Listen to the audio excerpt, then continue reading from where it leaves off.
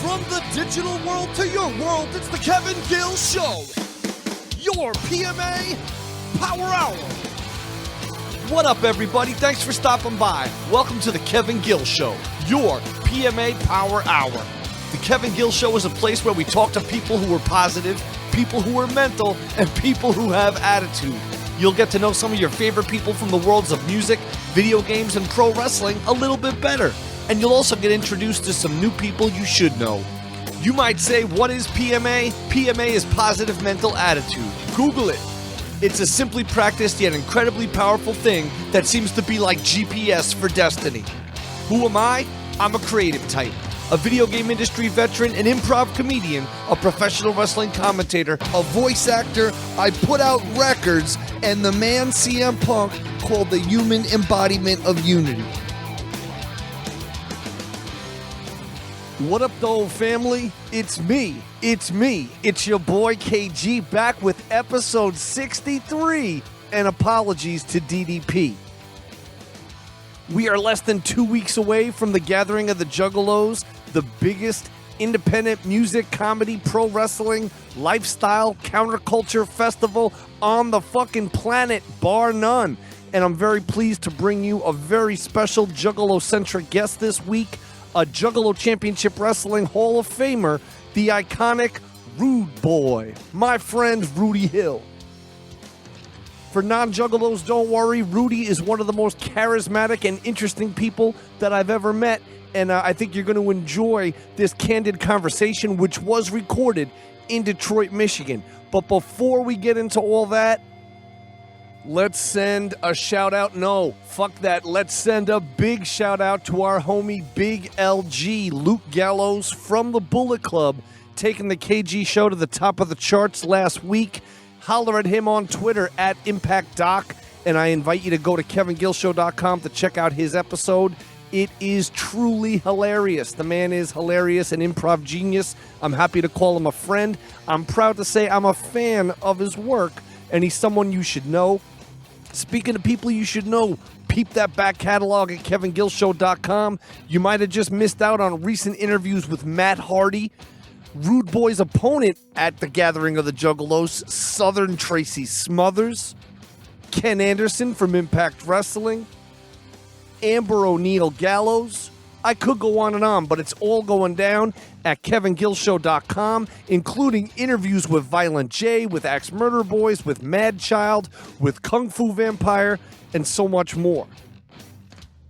Another week for KG, just plugging away, plugging along. Not much to say. I did enjoy the 4th of July holiday very much. I enjoy that the city of San Francisco, where I live, becomes like a dead zone. Everybody seems to go rent something or return to wherever the fuck it is they came from. And the city's just empty, man. And it's so nice. It's quiet and empty. And I walk around freely and enjoy myself, man. Me and my girl just had a low-key 4th of July. Involving veggie burgers, veggie dogs, full-strength cheese, light cheese, toasted buns, avocado, some Bud Light limes, some Highball Energy. You know how I get down. And I tell this low-key 4th of July weekend story, leaving out possibly the best part, and no, that wasn't watching the bottom of the fireworks. Anyone who lives in San Francisco will know what that means. I'm referring to the fog covering so much of everything that all you could see was the bottom, the neathage, if you will, of the fireworks, baby. I'm talking about Andrew WK, a man who I've watched on television, a man who I've watched front a band, a man who I've watched front a string quartet, a man who I've seen front solo performances. I've seen this guy do it all. The one thing I haven't seen him do is do a DJ set at a state-of-the-art nightclub. So that was on my agenda Saturday night or Friday night, July 3rd into July 4th. It was DJ Andrew WK at 1015 Folsom. He was paired or playing with a band called the Useless Eaters, who I thought were really interesting, man. I haven't seen a band playing like kind of elements of, I don't know, to me, like early 80s hardcore and punk rock in their sound. And they had a big mosh pit going at the club, which was unusual, to say the least. especially since there was like a DJ DJing Little John records and shit and a whole different crowd in the room. Then the band goes on and the whole demographic changes. And then Andrew WK steps up to the wheels of steel and brings a whole nother level of performance. He was joined by conservatively at least 30 to 35 furries. And it was a mix of just feel-good tracks as well as some Andrew WK anthems. And I wanted to send some love out to Andrew WK, who's also a hell of a broadcaster, a hell of a mind, a hell of a thinker, a hell of a party icon, a hell of an advice columnist. And he's a broadcaster. I mean, what the fuck doesn't this guy do? He's also guest one. If you go back in the catalog on KevinGillShow.com or iTunes or whatever, the very first episode of The Kevin Gill Show that was released, our guest was Andrew WK. The very first episode recorded was Andrew WK. The very first person I reached out to be a guest was Andrew WK. The first person to say, yes, KG, I would love to be on your show was Andrew WK. So that's something to me that means a lot. Much love to him and much love to you for listening to this rant. But it was nice just to have some time to reflect. And, you know, like I said, every week a new episode is due. So I got to get right back to the workstation, to the grinder, to a hot editing machine. Big shout out to our friend Alice Radley for stepping up and helping out with some editing. And of course, our homie West Ghost Design, putting together those flyers every week. Both of them are outstanding human beings and go to show you that, hey, hundreds of thousands of people can listen to the show, enjoy it, use it to power through their day, their workout, their commute, whatever. But only a handful have that certain testicular fortitude to climb to the mountaintop and not just enjoy the show, not just to consume the product, but to contribute to it. So thanks to them. And if you want to support the show, of course, there's so many fucking ways to do it. And I'm going to try to tell you about them very quickly. DignifiedBastard.com is the official place to get Kevin Gill Show merchandise, as well as music and comic book and other related projects that we might be affiliated with or associated with, including the Headlocked comic graphic novel, old backyard wrestling video games, Vision of Disorder music from District 9. I could go on and on. KG shirts and stickers and so much more. Pins, pictures, you name it. KG Show headquarters is DignifiedBastard.com, and they have been sponsoring the show for 62 fucking episodes. So buy some fucking stickers, huh? Juggalos, fans of horror films, you're going to want to check out our latest sponsor, Biohazard Babies, at www.etsy.com/shop/Biohazard Babies. They take the most damaged and unwanted dolls from thrift stores and recreate them into horror dolls. Custom done, all one of a kind. They've been created for the CW network, the FX network, Lionsgate Films, Ghost House Films, and now they can be yours. One of a kind dolls for fans of the undead, serial killer culture. I even spotted some Lucha Libre undead dolls up in that bitch. Head on over to etsy.com/shop/Biohazard Babies. Support DIY, support artistic creation, and let them know the Kevin Gill Show sent you. Of course, Pro Wrestling Tees is the hub for all independent pro wrestling and related arts and media. So grab some KG designs. We got exclusive designs over at ProWrestlingTees.com/Kevin Gill. Either /Kevin Gill or /Kevin Gill Show, or both, or just type in Kevin Gill into their handy dandy search engine. And you can get down like that. Patreon.com. That's where if you want to just donate money, if you want to subscribe to the show, so to speak, on an episodic basis and allow us to hit some goals, to get some more plane tickets, to get out on the road, get some more interviews done, all that, you can go to patreon.com/Kevin Gill Show. And of course, real easy and free ways to support are to simply favorite and share and retweet our Facebook and tweets and all that shit. Spread the word. Let your network know what our network is putting down. And our network, of course, is Kevin Gill. It's me. I got no network. I fucking record some shit in a closet. My friend is now helping me edit it after fucking 60 episodes of me fucking editing all day, which I hate. And that's all it is. It's DIY. It's the power of PMA coming to you in your ear holes weekly. So support it by doing that stuff on social media, or you can write and review us on iTunes or Stitcher. Takes a second. It helps us out a whole bunch.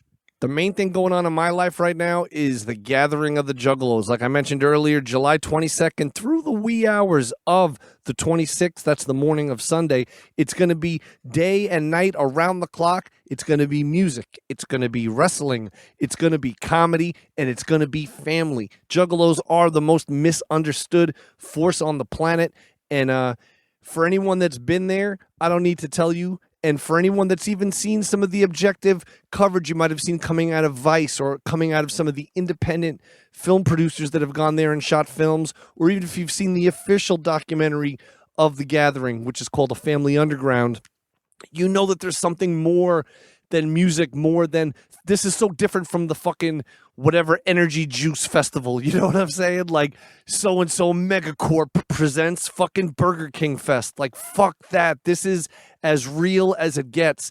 And there's no Budweiser to come in and say, oh, we'll pay $50,000 for a gaming pavilion. And, oh, hey, this energy sauce company, they want to give us this. There's nothing. It's these guys do it for love of the game, and they give me tremendous opportunities, not just to call and commentate on wrestling action with my brothers Insane Clown Posse, which is what we do over the PA system at the gathering of the Juggalos for all y'all to listen, laugh, chortle in, or add on a line if you feel so compelled. Not just that stuff, but getting together to put together these shows behind the scenes on the wrestling stage, as well as hosting the Miss Juggalette pageant, working on Kuma's party with him. There's so many cool events I get to be a part of at the gathering, and for me, it just means the world to me, man. It really does. So I wanted to send a shout out to the hardworking men and women of Psychopathic Records. I wanted to send a big, huge shout out to my brother Jump Steady, who is like a fucking ninja of all ninjas. Like, where do super ninjas go for ninja training? They go to see my brother Rob Bruce, a.k.a. Jump Steady. And I just wanted to send him some love. The man works really hard, and that's what's up. So support it. That's the gathering of the Juggalos. That's what I wanted to talk about because it's just around the fucking corner. And that is the perfect opportunity to segue into this. Once again, the Kevin Gill Show brought to you by WWEnews.net. Featured contributor Jamie Welton has new articles on China, Dusty Rhodes, his weekly SmackDown breakdowns, and articles and insight on part-time wrestlers, Kevin Owens, and a lot more. Support and go to WWEnews.net. This week's guest, as mentioned earlier, is a man who is in the Juggalo Championship Wrestling Hall of Fame. He's a man who I witnessed. I personally witnessed him bloodying first and then pinning both Terry Funk and Dusty Rhodes in a three-way dance. Think about that shit. And rest in peace, Dusty Rhodes. But it's the Rudeboy, Rudy Hill, longtime JCW superstar, someone who I met in the early 2000s when it was time to make the Backyard Wrestling video game. Rudy was someone I worked with at times at Psychopathic Records as my official contact. He's someone that was featured in the games. He's someone that was featured at some of the press events and things like that. And he's someone that I've known for a really long time. Again, he's a very charismatic and interesting person. He has a great story to tell.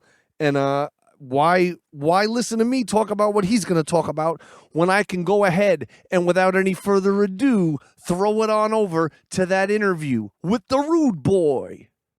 What up, though? It's your boy KG. The Detroit Murderous interview series continues. An unprecedented amount of interviews coming out of one trip. It's part of the new Leaner, Meaner KG production organization. And today I am joined here in the Murder Mitten by a longtime friend, by a former video game star, by a current wrestling star, a man who runs his own wrestling promotion, a man who's a star of JCW. He's a family man. He's a promoter. He's a Prince fan. He's down with fucking Tracy Guns. Please welcome, longtime Kevin Gill Show listener, longtime friend, and a one bloody motherfucker, the king of hardcore, the Rudeboy, Rudy Hill. Oh, man, what a pleasure and an honor to be on the KG Kevin Gill Show.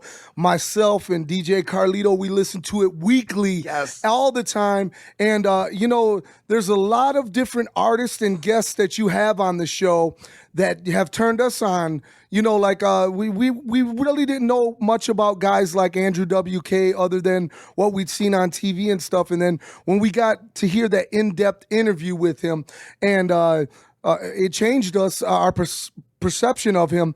Also, guys that we've known for years, you know, Rhino, a good friend of mine. And some of the stuff that he was talking about on the interview, I was like, wow, I never knew that about him. So Scott Demore contacted me after those episodes came out, and he's like, I've known Rhino for 20 years, and I learned more about him in your interview. Like, it's crazy. You know what I mean? Yeah. Well, thank you for listening, man. I always appreciate your guys' support and feedback, and I'm sure now Andrew WK appreciates seeing your smiling faces at ringside. At stage side. Andrew WK's the shit, man. We never miss him. Ever since that, we make sure and make it a point for us to be at every show when he comes to Detroit, because it's always a positive party whenever the man Andrew WK's in town. And word is he's coming back like later this week. He'll be here on the 28th of April. So yeah, man, it's going down. Might be after this interview goes out, but the party reverberations coming out of that event will continue to be felt like a shockwave. And you know, man, you're gonna see Rudeboy and Carlito right there up front and close and getting live, man. Now, that's what's up. So now, Rudeboy, you and I know each other a long time. For the benefit of the listeners at home, do you remember how you and I first crossed paths? We did cross paths many, many, many moons ago, and you know, you gave the opportunity and the honor for me to be a part of something really special, and that's the video games that you helped produce. And but besides that, you were a longtime Juggalo as well too. And but when you guys came to us and you said, hey, listen, we got this concept and this idea for this video game, and we're interested in you. I mean, that was like it was surreal. It was emotional. I felt like, you know, my kids will always have me here, even when I'm dead and that's gone. What you told me then. Yeah. You know, I'll always be here for them, and it was special, and it's still special to this day. When Juggalos yesterday at the JCW show came up and said, man, holy shit, man, you really do exist, because I've been playing you on the video games, and this is my first time ever coming to a show. Was it that guy with the dreads? Yes! I met that guy too, and Yes. he said, I come outside the venue, and he's outside like 4 hours before the show, and he has, you know, elaborate hairdo and shit. Yeah. And that's what he said to me. He's like, I can't believe you're real. And I go, what do you mean? And he's like, I came here all the way from San Francisco hoping to see you and JCW. And I'm just thinking, wow. From San Francisco? I'm like, I just came from there too. Right. But that's insane how it reaches. Last night when I got back from the show, someone posted on YouTube an interview with me from that day at the mansion when we did that wrestling event. Yeah. That was good times. But I'm sorry to cut you off, brother. The tidal wave of talk is just beginning. No, absolutely. But being a part of the first video game, and once again, like you said, we're doing the whole press at the mansion and everything, and Pondo and I getting to wrestle in front of everybody, and you know, it really did change my life, and you know, it legitimized myself as being, you know, one of the indie guys, man, that I've always wanted to be. You know, I always knew, man, you know, maybe WWE ain't for me, or, you know, nothing like that, but there was a spot for Rudeboy in wrestling, and, you know, I think that helped open doors for me, along with, you know, of course, JCW and ICP. It's like all of it was, I felt like a combined force. You know absolutely. what I mean? The planets all lined up together, you know, and you know, I feel like a blessed man, and I feel like our paths being crossed. I'm a man who really believes in destiny, and I felt like that's how it should be. And look at all these years later, man. Right. All these years later, man, like, we know each other so good. You know, we know shit about each other that the world will never know. We'll be taken to the grave. My secret tattoo. Now, so Rudy, let's go way back, because here we are. Right now we're by the airport, but you know what I'm saying. We're in your home area. We're in the original stomping grounds of Rudeboy, if we're to speak, generally speaking. Of course, the Southwest region.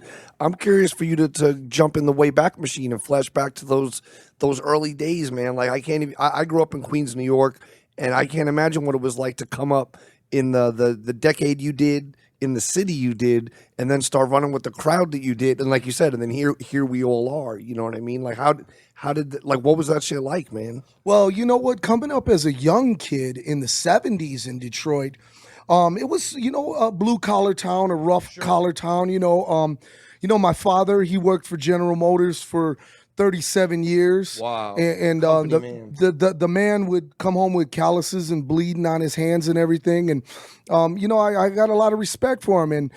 But there was one thing that him and I shared a bond of, and we were best friends, God rest his soul. We shared a bond that every 2 weeks we would be at the air-conditioned Cobo Arena in downtown Detroit. Now, for the fans, this is in a time when, of course, the wrestling was top-notch, but the air conditioning receives prominent advertising. Now, let me tell you something. You can look back on any one of those newspaper clippings, and above the main event, it says the air-conditioned Cobo Arena. Right, it becomes part of the name. And think about it. For the wife that's maybe on the fence, for the uncle that's like, that fucking wrestling shit. And then they're like, air-conditioned, I'll go escape this heat for a few hours? Exactly. So we would go there every 2 weeks, and then the old man would tie on a bunch of Stroh's beers. He'd get drunk, and he'd cussing out the Sheik and cussing out Pearl Furple and wanting to fight every wrestler that was there. And I would be looking at him like, here I am, an 8-9-year-old boy. Like, what the hell? Yeah, like my dad's coming alive at this shit. Right. Like at home, he's pretty reasonable. I'll get mad if I fuck up my work or whatever, my schoolwork. But now this is like dad unplugged or plugged in, Right, exactly. And those were great memories for me, man. Like you said, seeing my old man let loose. Because after working, 50, 60 hours a week, to be able to go out with his son on a Saturday night and just enjoy himself, man. And my dad used to bitch about the ticket prices. My dad was like, I'm never going to sit in the fucking upper bowl. Right. That's one thing. He was like, son, we're not sitting in we're that not upper sitting bowl up there. But where the fucking M80s go off and shit. We're gonna be down here. He said, but here's the problem.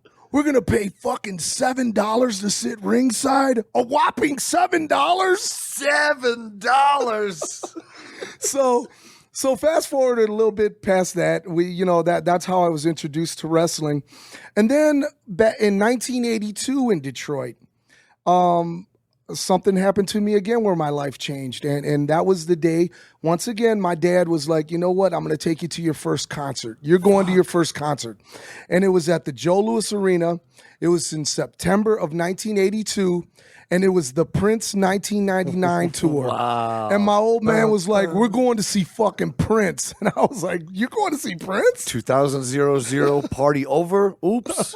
Out of time. But we're not out of time, Rudy Hill. We're just beginning on the PMA Power Hour. That's what's up. Yeah, that's what's up. So it was Prince, The Time, and Vanity 6. Wow. And it changed my whole life, and for years and years, we'd always have this debate, me and my boy, one of my best friends, Violent J. We'd always have this debate, Michael Jackson, Prince, Michael Jackson, Prince, Michael Jackson. And then finally I won the battle. Did you? Yeah, because I was like, well, Prince don't fuck little boys.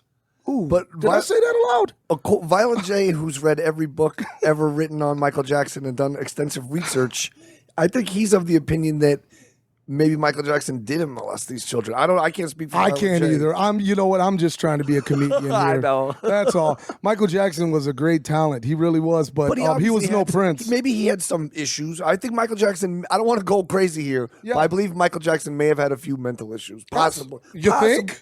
You think someone who... I don't want to, go out on a limb, Rudy. I don't want to get into fucking pure speculation here. But so I seen Prince, and it just changed my life. I wanted to be around the music scene. I wanted to go to every concert that came to town. Yeah, man. And then the Rolling Stones came to town, and I was like, "Fuck, I'm going to that." And then Supertramp came to town, which what buildings were these at? Do you remember? And these were at Cobo Arena and at Joe Louis Arena, the air-conditioned Cobo and just regular Joe Louis. Absolutely, and it was just the old regular Joe Louis Arena. And then I went to a couple shows at the Masonic Temple. Wow. Which were really cool. But I wanted to be around the music scene, and I just knew somehow in my life I would be a part of it, And as a kid, growing up in Southwest Detroit, I started DJing little parties at community centers and at house parties and stuff because I started really researching the knowledge of music. I wanted to know about music. Sure. And one thing that my father taught me and my mother, never be closed-minded when it comes to music, because it's such a wonderful world of hip hop and rap and R&B and country, world music. World music. Oh my God, are you kidding me? I mean, I sometimes I'll make fun of certain genres of music. However, when I put on that shuffle at home on my iTunes and something comes up and I'm like, wow, what is this? And I go over and look, and it's some kind of shit. That happened earlier this week when I was preparing for this trip, and I heard some worldly rhythms, and I was like, what the fuck is this? I looked over at the player. It was Ozomatli. An act I associate very closely with the Rudeboy. Oh, man, Ozomatli. Whoa, those guys. Whoa, that's a whole different ballgame. Those guys are incredible. If you ain't heard of them, those of you who are listening, check them out. Ozomatli.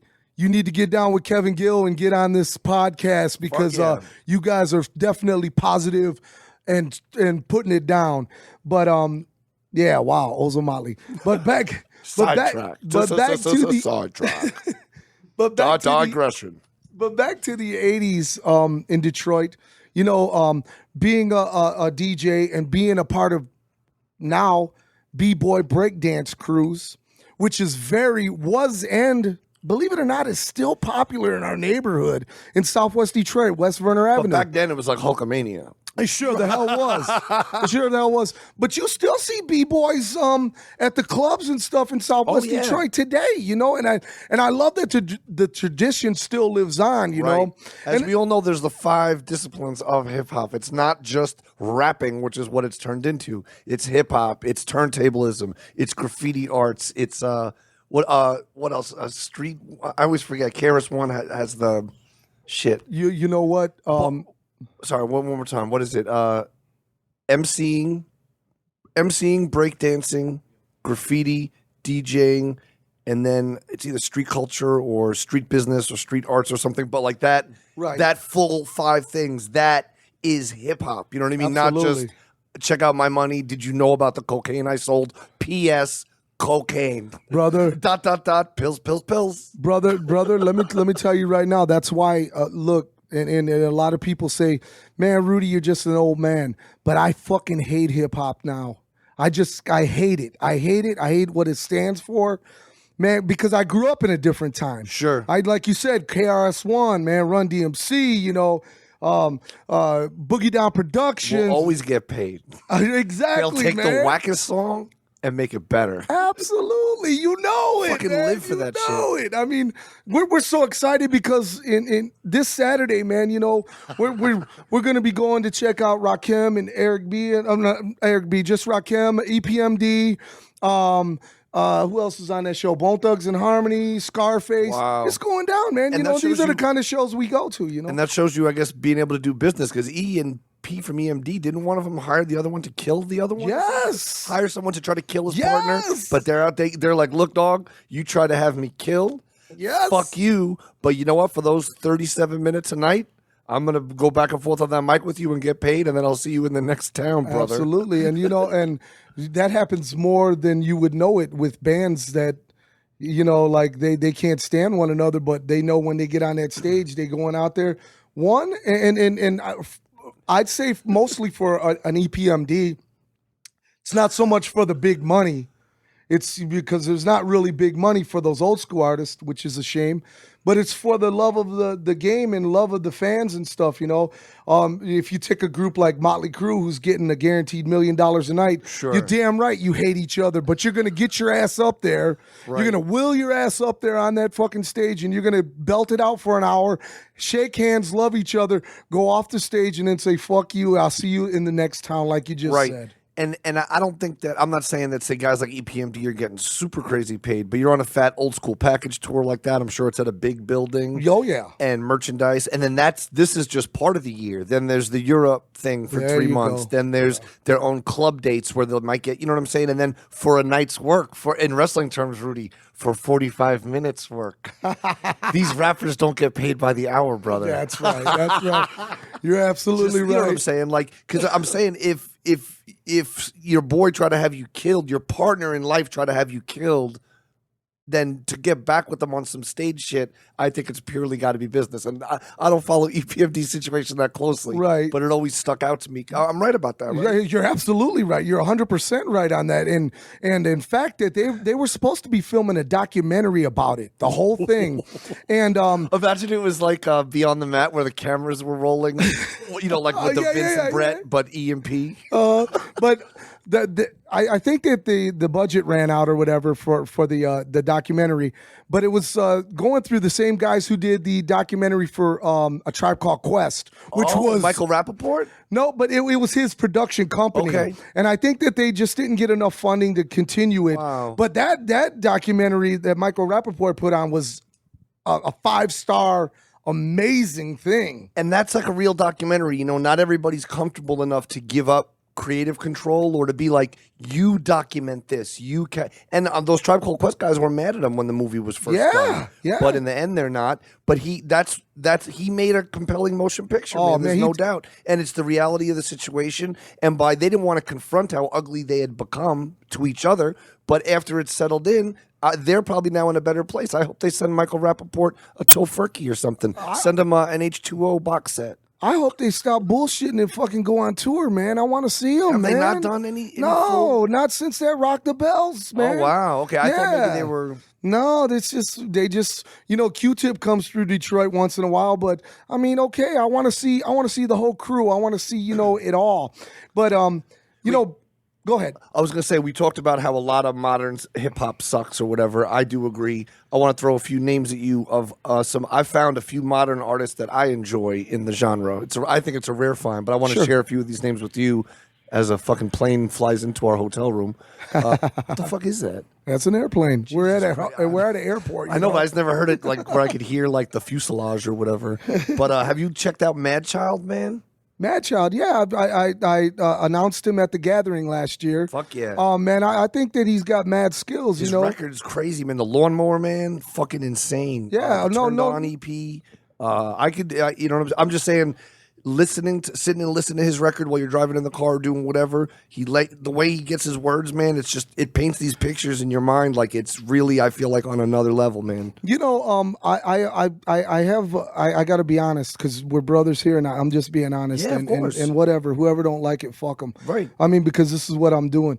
Madchild, the problem that I've had a bad taste in my mouth since last year at the Gathering, when I was like, man, Juggalos, show your love, blah, blah, blah, give him this great introduction. Right. And the first thing he says when he gets on stage is he's like, I want y'all to know that first off, I'm not a Juggalo, and I'm like, oh, okay. Right, you just like undid the... You just undid everything that I'm talking about because, Juggalos love you.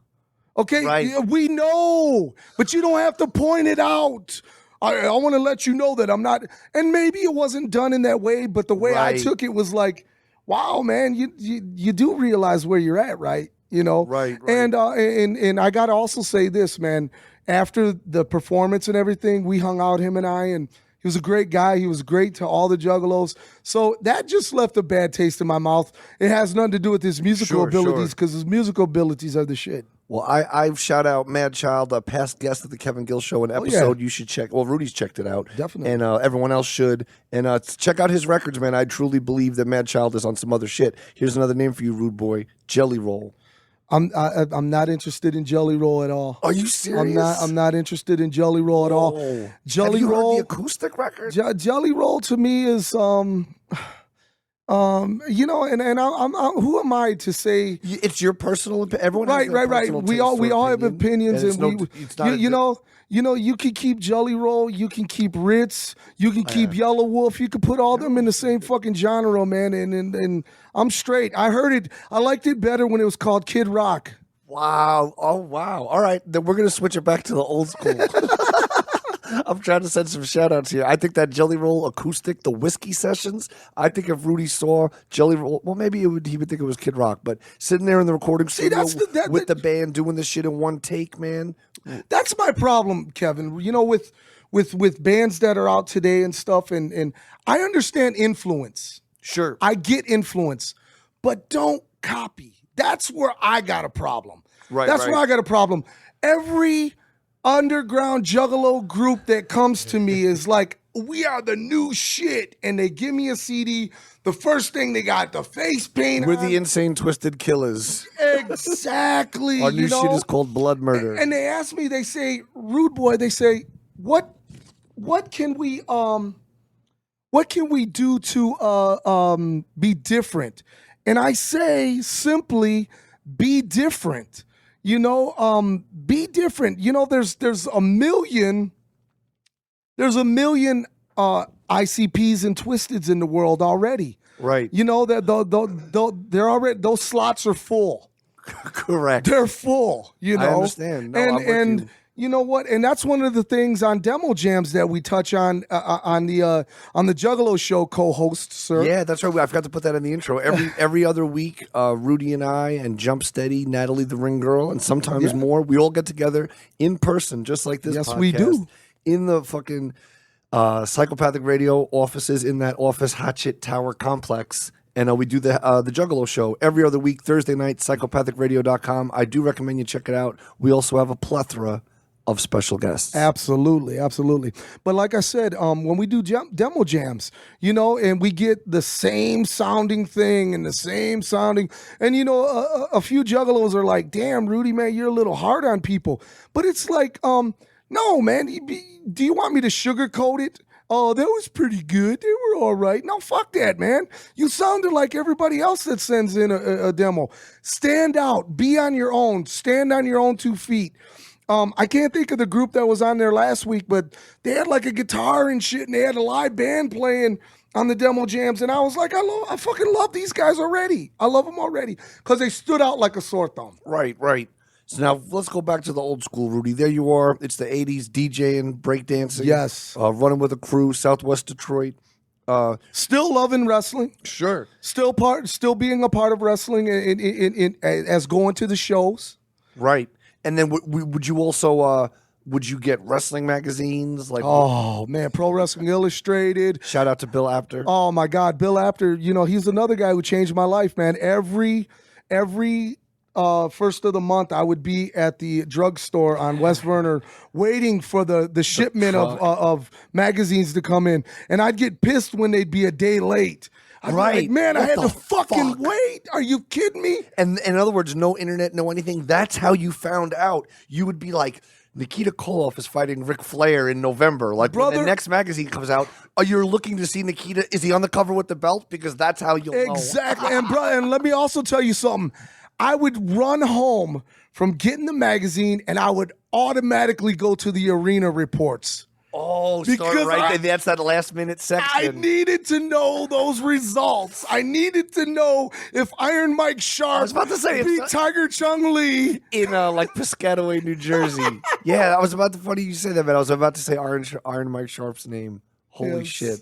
Now, yeah, for me, one of the greatest things at the time, my sister-in-law gave me one of the greatest gifts that anyone could give someone, and that was the triple subscription to Pro Wrestling Illustrated, Inside Wrestling, and The Wrestler. You lucky bastard. Pro Wrestling Illustrated would come in its own manila envelope. Inside Wrestling and The Wrestler would come together in an envelope. And every day, once it got to be about 10 days from when I got the last magazine, every day when I was walking home from school, I would be looking at the mailbox from, it's 5 blocks away. Yeah. Trying to see that yellow piece, if that yellow thing was sticking out. And sometimes, it was totally gimmicked in there, to the contours of the mailbox. So you'd have to, or that, But man, when it came, it was so dope. Same thing, right then. I would walk inside the door, put all my shit down, and just lay right there on the floor with the fucking magazine. And I don't know why I didn't lay on the couch and read it, but would have been more comfortable. Hey, you could lay on a bed of nails as long as you had a Pro Wrestling Illustrated in front of you. Who gives a shit? Everything else was secondary, man. Absolutely. And then I used to love this magazine that would come out, and they only ran it for a little time. It was called Wrestling 88, okay, or Wrestling 87, and it was full colored. It was It was an Apter deal. And I would just love that. And then there'd be these off-brand ones, there'd be Wrestling Eye. Wrestling Eye was one of my favorites. That was pretty good. Some of the fucking photos were so bootleg and off center and shit, but I loved it. It felt like they were telling more of the inside. Yeah, you know? it was funny to see how there were people kind of into that. And then at that same time, a friend of mine turned me on to something that changed my life in wrestling. It was a guy, his name was Dave Meltzer and the Meltzer Report. And in what format did you get exposed to it? Was it the paper newsletter? I was getting it in the newsletter. Yes, the newsletter was what I was getting. And I'll tell you what, this was one guy who did not care about if he had to expose anybody for fights and whatnot, what they were doing in the business or drug problems or whatever. Yeah, I mean, it's just, just a lot of, if you just watch it, if you just, or read the actual, if you read the actual newsletter, you'd lose your mind because here was a guy who told the truth about everything. And Dave Meltzer, for a long time, had a lot of heat with a lot of workers and of course, even Vince McMahon and all the different federations, they hated Dave Meltzer. Right, for reporting shit. I could not wait to get that Dave Meltzer. Man, I was at that point. Now I thought, I know about the business now, and this was also a point where I started to break into the business a little bit, and this is around the same time that Joe Bruce and I met. Right, wow, at that exact moment. This is where as the forces of music and wrestling combined. This is where at its nexus. This is where things started to change. Before the Wrestle Rock Rumble, there was Rudy Hill meeting Joe Bruce, and we were at Joe Louis Arena, and out back we'd always get autographs, and I was like, "Who the hell are these two guys over there wrestling in the in the park?" They had a little park there, and I was like, "Man, these fucking kids can go, man. This is great."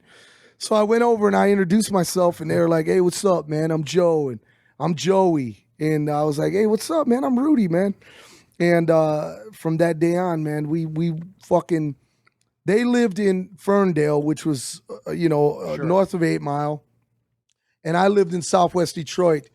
And it was surreal. Like, it was different worlds. I would go spend the night at Joe Bruce's house, and I would be like, "You fucking guys are rich, man. Look at you guys. You guys live like fucking kings out here." And they're like, "Huh? What are you talking about?" And then we'd go over to Joey's house, and he'd have fucking turntables and mixers and everything. And my shit was bootleg, and his was like off the chain. I was like, "Do you motherfuckers, man, what do you guys do, man?" And they're like, "We're just scrubs, man, that just, and now, in hindsight, now I know. But when I brought them to my neighborhood, they lost their minds. They were like, "What the fuck? Look at these chemical fucking plants right here. Look at all this waste going on and stuff." And I'm like, "Oh, yeah, that's just Zug Island." Wow. So our different cultures and our different things, they just seem to be, actually, they just seem to, it was, once again, destiny. That I needed to know about that culture so they can learn about our culture. And again, we were strong. I mean, brothers in arms, strong. You cross one of us, you cross us all. A real quick story. Joe Bruce, everybody would fuck with him because he was from Ferndale in my neighborhood. And I was a respected gangster in my neighborhood, straight up.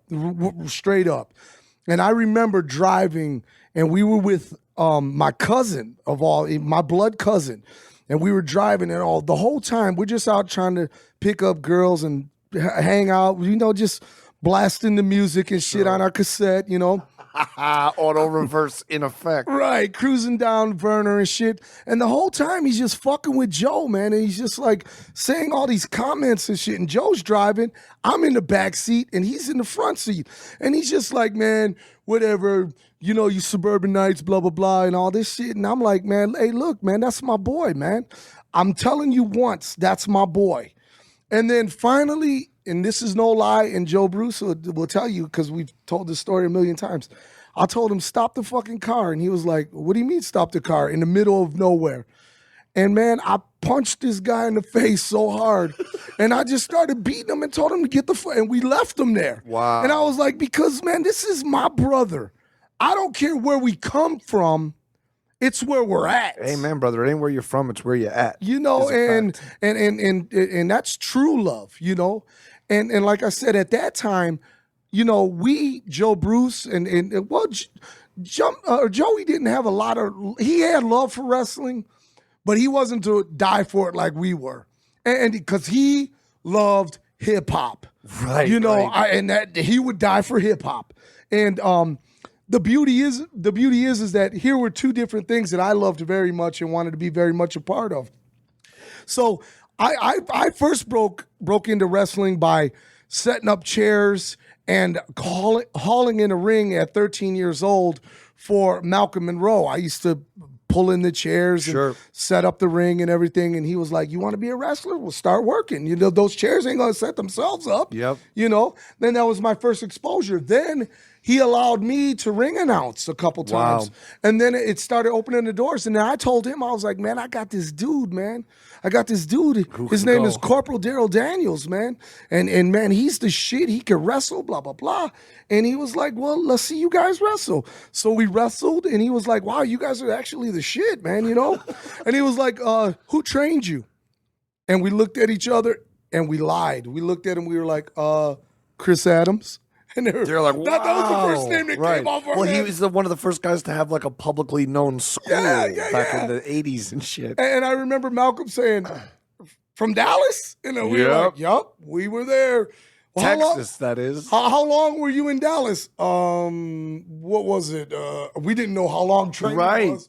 I think about 4 months.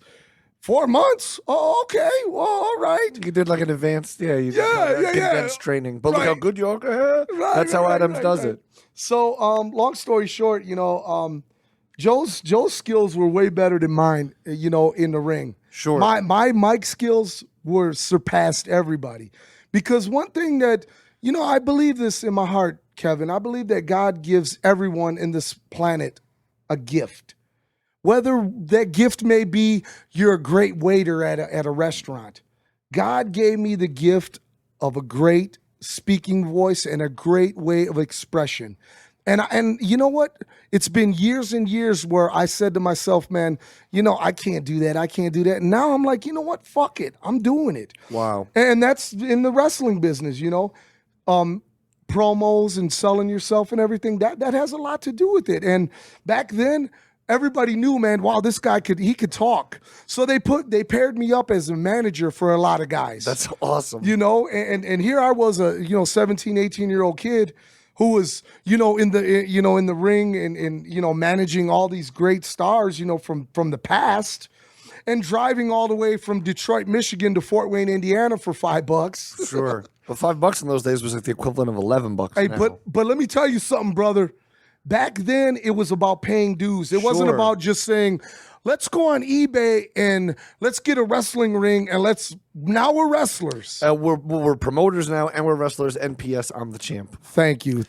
But it's interesting, you know, you talked about Southwest Detroit and growing up like in the shadow of Zug Island, like this toxic waste. I mean, is it a toxic waste dump? A toxic waste refinery? I don't know if they could refine toxic waste. It's just a holding area for toxic waste or something. You know what? To be honest with you, and I've been there all my life, you really don't know what the hell's going on that island. You really don't, because once you pull up to the island, there's like all these guards. It's like out of a fucking a movie, like some futuristic movie. Wow. And they're like, where you going? Nope, turn around. And we're like, oh, we just want to take some photos for this album cover or whatever. And they're like, no, get the hell out of here. You know, and it's like, so then there's trucks always going in and out, in and out. Oh man, you know, and you just don't know really what's going on there, you know. Because it's funny you talk about that, and then to your perception as someone from Southwest going to hang out with Joe Bruce, it's like, wow, Joe Bruce is rich. But then the reality of it is, you know, like Joe Bruce is growing up in a single family home with multiple brothers and sisters, and then like eating out of the hunger barrel and shit. But you know what I mean? It's all it's all perception, and then you found something in their world, and they find something in your world. You know what I mean? That's just like an amazing. And once again, that's faith, man. That's how that works, you know. And you know, from that point on, we've been close. And I remember the first day Joe came to me, and he was like, "Man, you got to check out this cassette me and Joey did," and he handed it to me, and I lost my mind, man. I lost my mind. It was the Basement Cuts. Wow. And I was like, wow, this is really fucking good. Let's push this. Let's go and do this. I said, do me a favor. Let's go to the store. Let's go buy a bunch of cassettes, blank cassettes, and let's tape this cassette multiple times. I'm going to give it to my brother Johnny, who's in high school, and let's see if he could sling these for a couple bucks. Mm-hmm. Johnny went the first day. One kid bought like one. Next day, he sold out of them. He came back. He was like, I need like 25 more. Wow. And we're like, 25. Whoa, 25 at $2 a piece? Oh, wow, we're rich. And that's when the ball started rolling for ICP and Psychopathic, you know, and Joey's brother was in it as well, John, and John Usler, and, you know, he was a fucking talent, man. You know, what a true talent, but once again, did not have that drive to, you know, hey, look, we were all focus it takes. You have to be willing to give up. You know how it is. Think of all the things you have to miss, and you know how it is. Even if you only have a few things you're working on a month, it's guaranteed to be the day that your favorite concert is happening. You know what I mean? It's someone's birthday. It's someone's. He had to bring that up. Yeah, I was on the Juggalo Show when Prince was in town last week. Yeah, I know. Yeah, I was doing the Juggalo Show when Prince was in town last week. Would you have gone to Prince if you weren't at the Juggalo Show? Absolutely, I would have. I would have spent the $500 that I had tucked away under my mattress for the emergency Prince fund. I was very tempted. He played in San Francisco at this small venue called the DNA Lounge, maybe 6 months ago. DNA! I remember that when I was out there. Yeah. That's a small joint. Mm-hmm. Fuck. And it was one of those things where I was sitting there, and on my Twitter, the venue tweeted like, "Hey, just announced Prince tonight." But it's like Prince and something that I don't know what it is. So I'm like, is it going to be 90 minutes of the thing I don't know what it is? And then Prince is like, ow. And he comes out like for the last 2 songs. So I can't deal with that. But I clicked on the link and I'm like, all right, here's the tickets. But they were like, whatever it was, like $250 each or maybe even only $175. But I'm still like $300 to buy 2 tickets right now. And I'm like, should I? Once in a lifetime, DNA. Sure, man. DNA, man. Wow. I Googled the group though. I'm like, what is it? Not the new Power Generation, but the new new Power Generation. Right. The newer Power Generation. Yeah. And then like I talked to my girl about it, but then a few minutes later I was like, oh, maybe I should go. But then of course, obviously, it was you ghost. Yeah, you let that slip by. But back to what we were saying, you know, John, he was a great talent, but again, you're talking about 16, 15, 16, 17-year-olds. We were kids, man, chasing pussy and, you know, having fun, drinking 40s, enjoying ourselves and stuff. And, you know, smoking weed and shit. And our thoughts were, we'll do this thing. We'll make these cassettes and we'll do this thing. But, man, we still got this going on until Alex Abyss was like, I'll invest some money into this. Wow. And now here's where the turning point comes. Here's where it says, okay, look, now, do you want to make this a reality or is this going to be a hobby? Right. You know, and that's when, you know, like John, you know, he decided for, you know, what it's worth that it, you know, he wasn't about it, you know, anymore. And I just, to this day, 20 years later, I still think, man, what could have been, you know, how, you know, every day, you know, that's one of those things where you're like, man, what just might have been with this group, you know? Right. And maybe it was just the way it was supposed to be laid out, you know? Right. You know, for what it's worth. I mean, because Violent J and Shaggy 2 Dope together are a fucking dynamic duo, brother. More dynamic than Batman and Robin. You know what I'm saying? So true. More dynamic than fucking iced tea mixed with lemonade. More dynamic than rum and Coke. Man, more dynamic than vodka and Red Bull. More dynamic than iced tea and fucking cocoa. Oh shit! but so it became like a real thing, man, where people started sacrificing. And Right. at this time, I had my first son. So I was like, look, guys, I got to go to work, man. I got to fucking get a job. Right, because I have a mouth to feed. Exactly. So I was one of the first guys to actually have like that real legitimate working at a fucking factory job at 17 years old. And right, exactly. I'm up there with a bunch of 50-year-olds and stuff, and I'm running a press machine and all this garbage. Just like the wrestling locker room at the time, minus the press machine. Right. So you were always with 50-year-old guys at this time. No doubt. So I'm sitting there, and all day long, all I could think of is, what the fuck am I doing here? What am I doing here? What am I doing here? What am I doing here? And there was a point in time in my life where I had to say, I love my son. I loved his mom at the time. I thought I did. I was 17 years old. I was a kid. Wow. And but damn it, I also love I also got to be able to live in not live in this hell that I'm in for 8 hours a day, 40 hours a week. I just have to. So, I went back out and we started doing shows. And I'll never forget the night at the Ritz in Roseville. It was Esham, who was huge in Detroit at the time. Fucking huge. There must have been, this is no exaggeration. There must have been 3,000 people in a club that holds 2,000. Right. It's just off the chain. Right. And I remember ICP opening for him, and I was running the merch booth with Alex. And when they first went up there, people were kind of snickering. Look at these guys. They had wigs on and stuff. No face paint yet. And we just had dog beats out at the time. And I remember after they fucking killed it, the merch table, we ran out of the box of 20 t-shirts that we brought. Wow. We ran out of the 20 cassettes we brought. We ran out. We were a success. Wow. And I got to tell you, that night we were a success, because those fans that were there to only see one thing, the unholy Esham, turned these guys turned that perception of who are these white guys up on stage with these because that's exactly what they looked at him like. Right. They weren't looking at him as who are these hip hop guys. They were like, who are these white guys? And sometimes a lot of people sugarcoat race and all that stuff, but when you see it uphand, that's how it went. I'm not rewriting history. I'm saying it how it went down. And they were looking at them like, who are these white boys up here trying to rap? And then after they seen the skills, they were like, wow, this is the shit. And a revolution was born. Exactly. And, it really, I take pride in that, that night, Esham packed that place.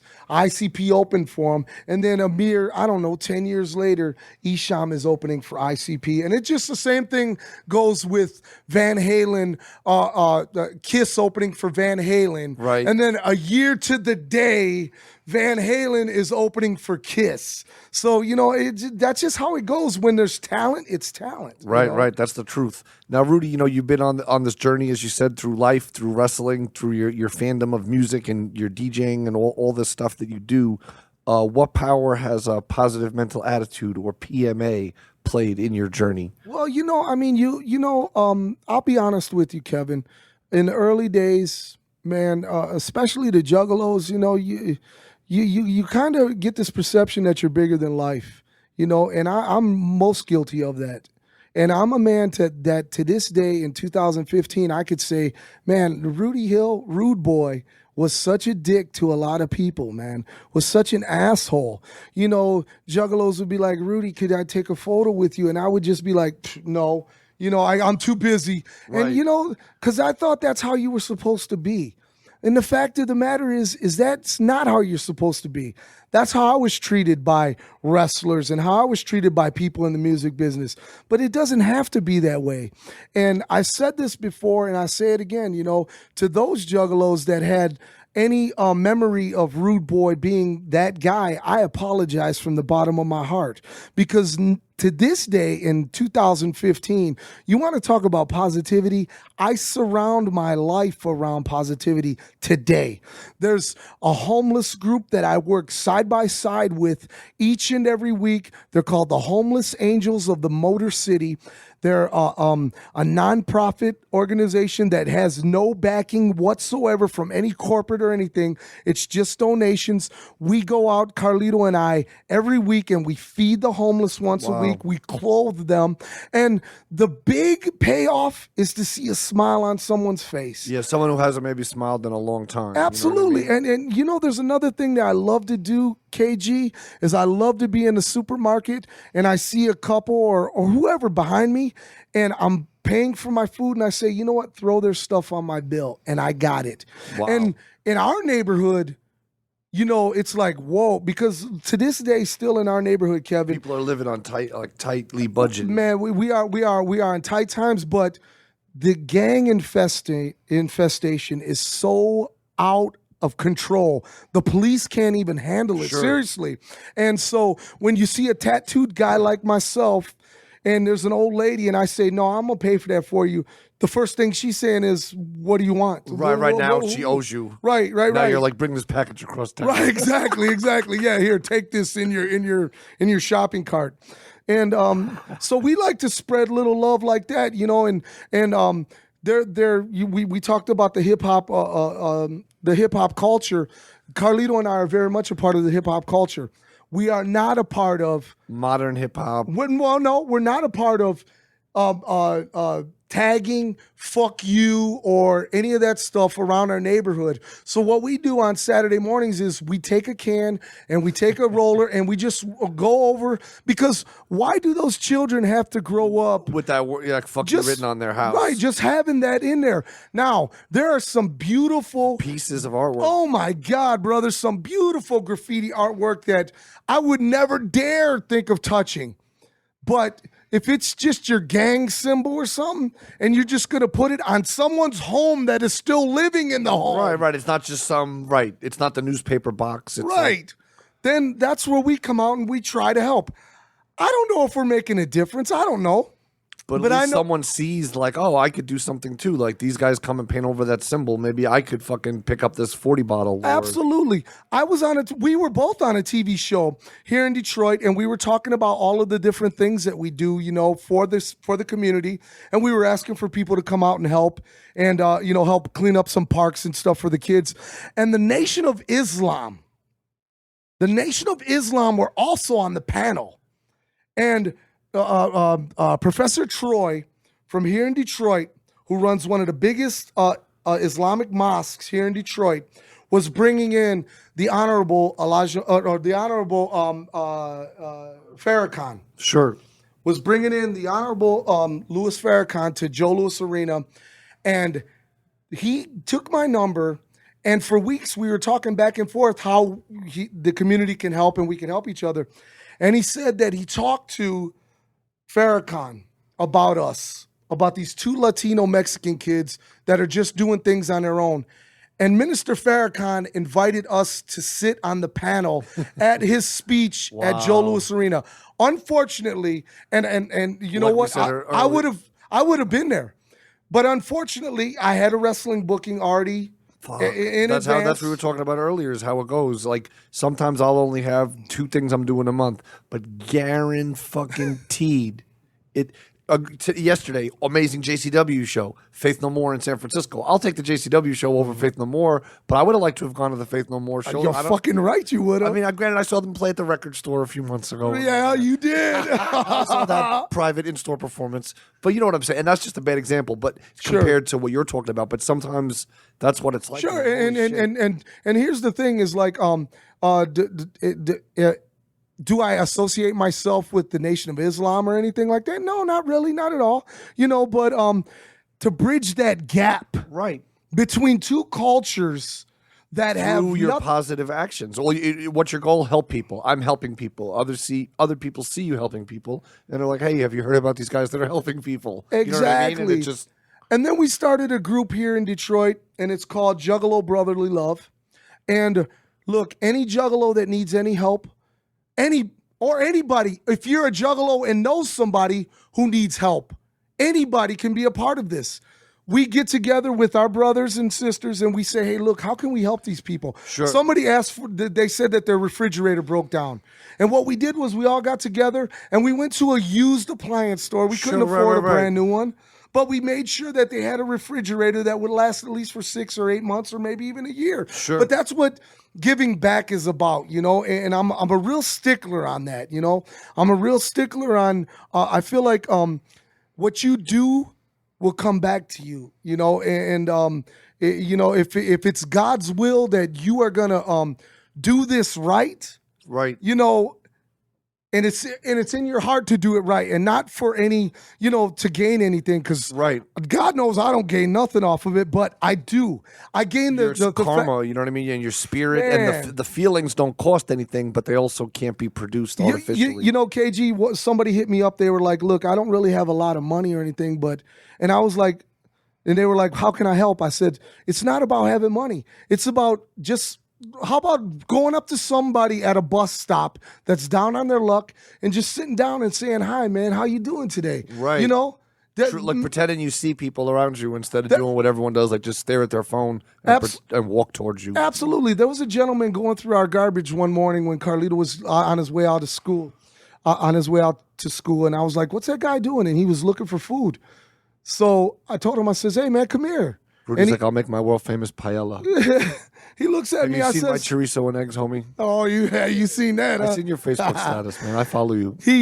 I told him, I says, "Come here, man," and he was kind of like standoffish, you know. Hit him with a stick, or something. Right. And I told him, "Man, what are you looking for?" He was like, "I'm just hungry." I said, "Well, let me, you know, give you something, man, you know." So I had eggs already made, and I had some milk, and I says, "You know, sit on the porch, man. Come on, you know." And me and this gentleman, we talked for 2 hours. And he told me, man, you know, he was a war veteran. And, you know, he got hooked on heroin, you know, when he came back from Vietnam and stuff. Sure. And he lost his wife and he lost his family. And he's been living on the streets for 30 years or whatever. And he was like, "You know what, man? Just thanks for letting me be a human being, man. For take that break from that and just be a person again, man." Because I just sat there and I was like, "So what's going on, man? How you doing?" "Hey, man, the Tigers will be starting soon, you know." Right. You know, you're still people, right? Right, you're still a human being. And as bad as he smelled and as dirty as he was, for that little bit of time, it just, and I told him, I says, "Man, I want you to come back and see me, man, you know, and I'll feed you or whatever." And I've never seen him for the last couple months. I hope God is still with him or whatever. But those were one of the things that really warmed my heart. And that's where I'm at today, Kevin, you know, and positivity. Like Carlito was saying, you know, like even my music that I'm listening to these days. Sure. I want it to be more positive, you know. Carlito turned me on to a cat from Minnesota, and I talked about him with you one day. Atmosphere, you know. Yeah. Man, some of his stuff is just so positive and uplifting.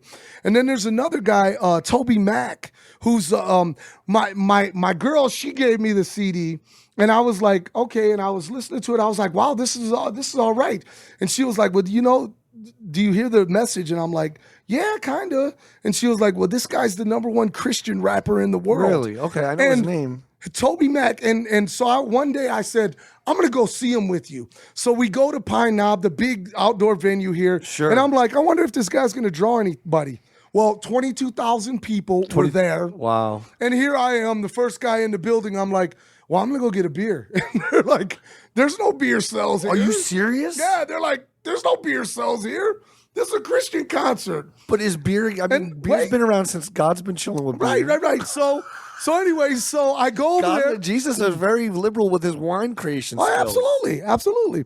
So I go there, and now I'm salty. Now I've already got a bad vibe about me. My girl, she's all happy. She's like, "Yeah, this is gonna be great." She's seen him before. She follows Christian music. She follows all that stuff, which is good for her. And so I'm sitting there. I'm blown away, but the venue would have. That's like such a profitable. Anyway, I'm sorry. Yeah, true story. So we're sitting there and I'm mad. I'm looking around like, man, you know, I'm a grown-ass adult. I can't have a fucking beverage of my choice. So I'm sitting there and then You know, I bet Toby Mac's got a few cold ones about cold Heineken, a couple of cold Heinekens iced down in his fucking trailer. So he comes on stage. First off, I'm like, they have this opener come out, and he comes out with an acoustic guitar, and I'm like, oh fuck, here we go, man. Oh, and everybody's, everybody's uplifting. It's a positive vibe around you. The energy there is unreal, and it's kind of scary too at the same time. So anyways, it gets dark out because we're at an outdoor venue. It's time for Toby Mac. They shut the fucking curtains. All of a sudden, this guy, like 50 feet in the air, this DJ is up there just cutting it for like 20 minutes, playing all the old jams, more bounce to the ounce. And right, just getting everybody live. Man, just getting people live. And I'm like, wow, these people know these old school jams. What the hell's going on? And then he broke into what's that one? Kanye West and Jay-Z. What's that? The Paris one, man. I know not these artists you speak of. Are they rappers? Well, they break into that instrumental for niggas in Paris. They break into that. And I'm like, what is going on? Oh my God, I'm losing my mind. So then this guy comes out, KG, and he just starts fucking rapping. And everybody's singing the songs and they're dancing and they're partying and everything. And for that moment, I lose myself into this show. And I call Carlito. I'm like, Carlito, you're not going to fucking believe what I'm on. And I call Joe Bruce, hand to God. I said, Joe, you are not going to fucking believe this, man. And it is unreal, and you got to see it. And he was like, we're going to go, man. Next time, we're going to go. We're going to go. Well, unfortunately, once again, he's on tour. I take Carlito, and Carlito's like, what? Wow. Toby Mac, he's really good. And it's just positive music. I mean, it's just all about positivity, and your podcast is about positivity. That's why we listen to it. Yes. That's why. We don't listen to hear the stories of, who did this to who, and come on, man. There's enough of that on the news I can watch. Right. There's enough negativity in the world. Why not focus on something positive or something enlightening? Laugh and learn, I like to say. I say the same thing, and that's the same thing with the Juggalo Show. Some of the topics that we get into are really deep and really kind of, they're kind of depressing, but we try to make light of it. Sure. And we try to make it as though we let you know, man, that there's there's hope in the end, and I like to feel like a kid from Southwest Detroit who fucking got to go around the world, literally. Right.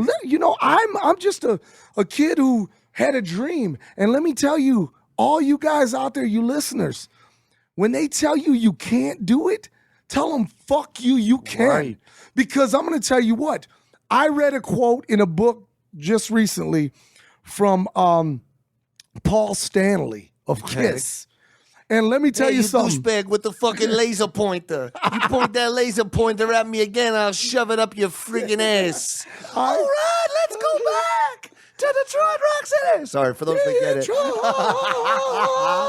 it. Everything he says is like, yeah.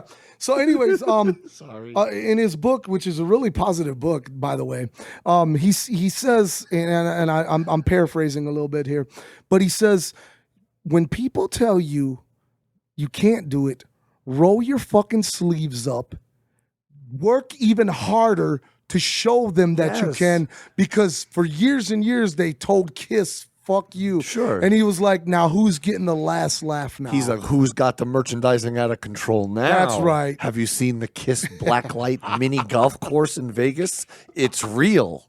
Kevin Gill played golf there. And you didn't. And he fucking hates Kiss. I did it just because it was literally a blacklight miniature golf Kiss thing. Wow. And then they have like merchandise there, obviously. Yeah. But then in addition to the regular merch, they have shit like Gene Simmons fucking bass, $35,000. It's just in with t-shirt, right. shade. But they have, they have like a letter. What is it like? Oh, they have a car. Like the band's bought Eric Carr, I think. Yeah. A car. Wow. Yeah, he's the drummer who died. Yeah. And then I guess maybe when he died, they took it back, and now it's. I don't know, but it's pretty crazy. Anyway, that's cool. Rudy Hill, man, it's been an absolute pleasure, man. I know.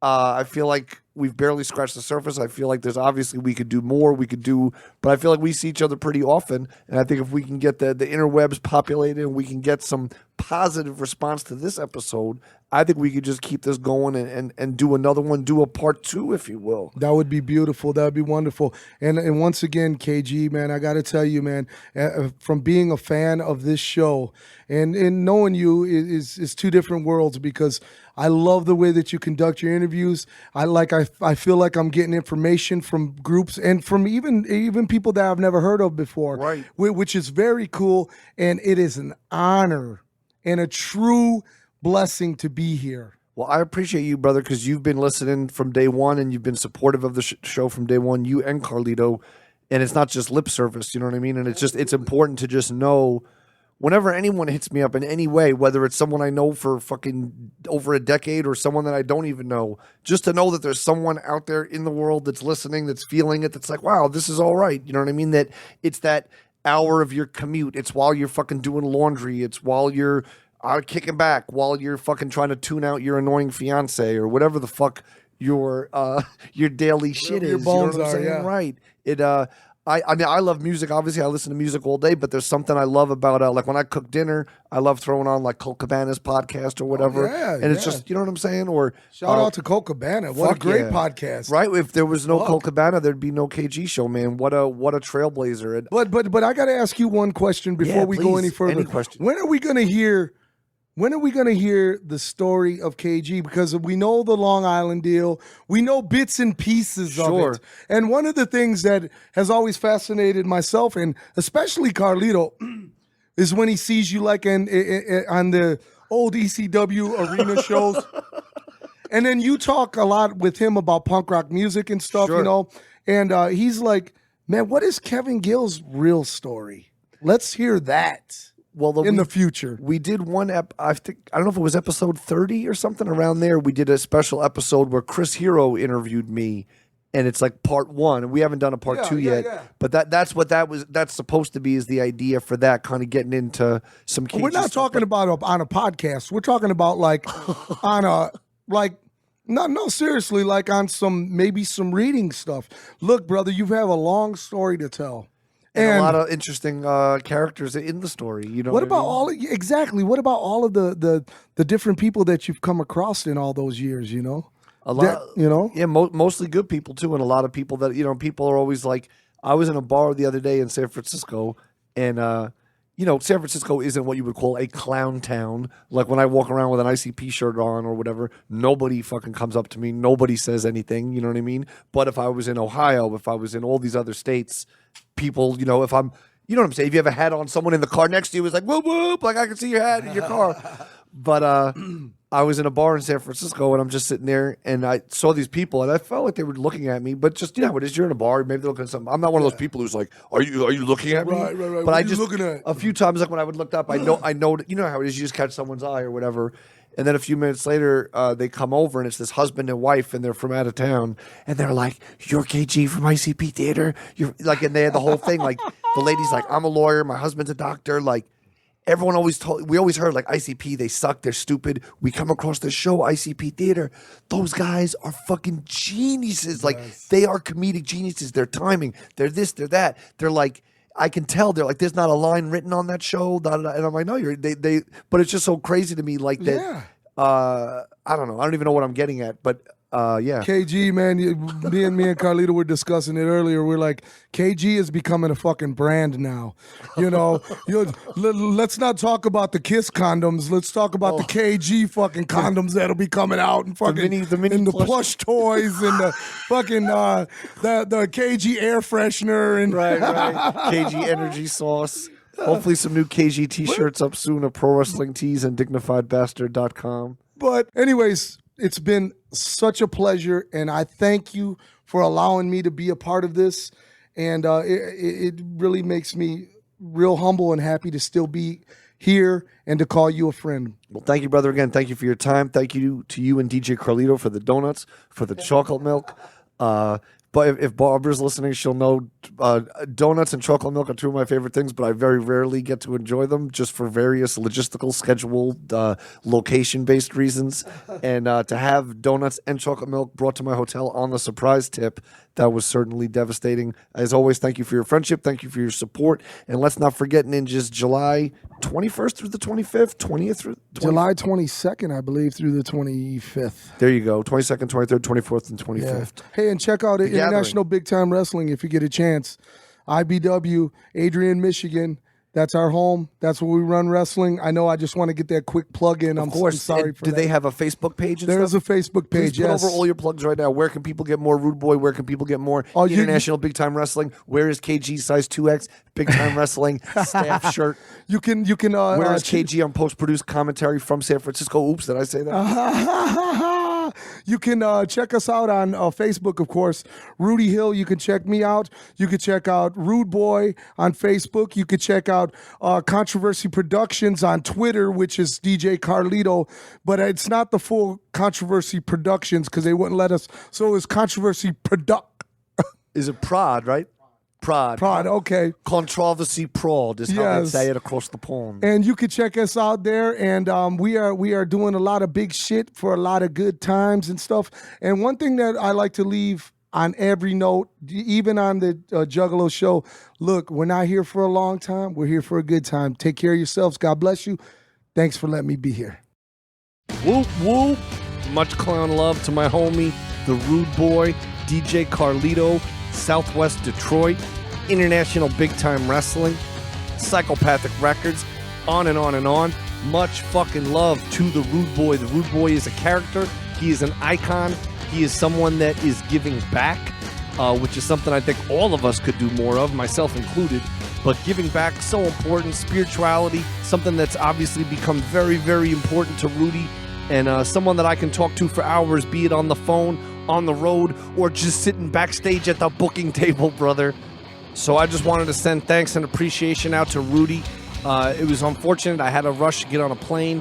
We could have done another part. I'm sure we will do another part, especially if y'all have the demand. This is what the Kevin Gill Show is all about. It's about diverse guests from different backgrounds, different places. And I'm willing to bet that you may not listen to or be a fan of ICP. Juggalo lifestyle may not be your lifestyle. But I defy you to sit and listen to the story of a Rudeboy, a.k.a. Rudy Hill, or a story of a Violent J, or the story of any of these guys that are being told here on the Kevin Gill Show, and tell me that it doesn't make for a damn interesting story. I'm screening the guests for you. I'm only having the cream of the crop, the most interesting of the interesting, here to drop knowledge, hilarity, and other forms of communication-based flavor. Also, don't forget, next week on the Kevin Gill Show, International Pro Wrestling superstar, Impact Wrestling superstar, former WWE superstar, appearing at this year's gathering of the Juggalo superstar, a superstar of superstars, MVP, Montel Vontavious Porter, is coming to the Kevin Gill Show next week. Spread the word, shout it from the rooftops. If you want to advertise on the Kevin Gill Show, drop a note to kevingillshow@gmail.com. Subject, advertising. Thanks. As always, man, grab some stickers and pins, man. I got these amazing stickers and pins available individually or in sets at dignifiedbastard.com. Pick yourself up some KG Mike men, or even the large KG Mike, the OG size one, triple XL OG. You know what I'm saying? Do you know what I am saying? I hope that you do, because I'm doing it for you. That's it. That's all I got. This has been the Kevin Gill Show, episode 63, with apologies to DDP for biting his gimmick and his rhyme cadence. We'll be back with more. We got so many dope interviews to come. We got the gathering of the Juggalos down the road. We got Stockton Con in Stockton, California coming up in August. We got Gold Rush Pro Wrestling at the Gold Mine. Who will be declared king of the Gold Mine? That will be determined in the near future. Shout out to WWEnews.net. Shout out to Biohazard Baby. Shout out to Reno Wrestle Factory. Shout out to my homie Violent J. And shout out to everybody that supports the Kevin Gill Show, that supports positive mental attitude, and everyone that believes in giving back just a little bit more than they took out. I will see you down the road. Much clown love, and I will see you at the motherfucking gathering of the Juggalos. Follow me on Twitter at OG Kevin Gill, and that's what's that. Keep that PMA!